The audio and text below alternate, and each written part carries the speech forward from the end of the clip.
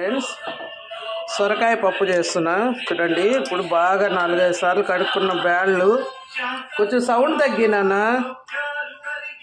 పచ్చిమిర్చి, కాస్త ఎండుమిర్చి, పసుపు, కొత్తిమీర, కరివేపాకు, 2 వెల్లుల్లి రెబ్బలు, కొద్దిగా ఆనియన్స్ వేసాను ఫ్రెండ్స్.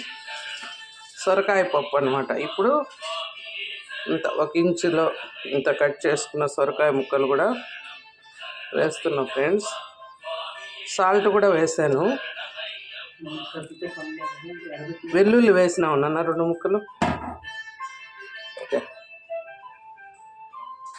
చింతపండు కొంచెం, టమాటాలు వేసాం ఫ్రెండ్స్, కానీ పులుపు సరిపోదు, కొద్దిగా చింతపండు వేస్తాం.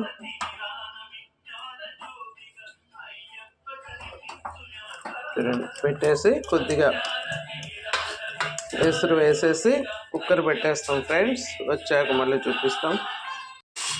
చూడండి ఫ్రెండ్స్, పప్పు ఎలా వచ్చిందో. బాగా ఉడకలా. దాంట్లో రసం, పిల్లలకు పప్పు కట్టు ఇది, అది ఇంకా తిరువాత పెడితే సొరకాయ పప్పు రెడీ ఫ్రెండ్స్.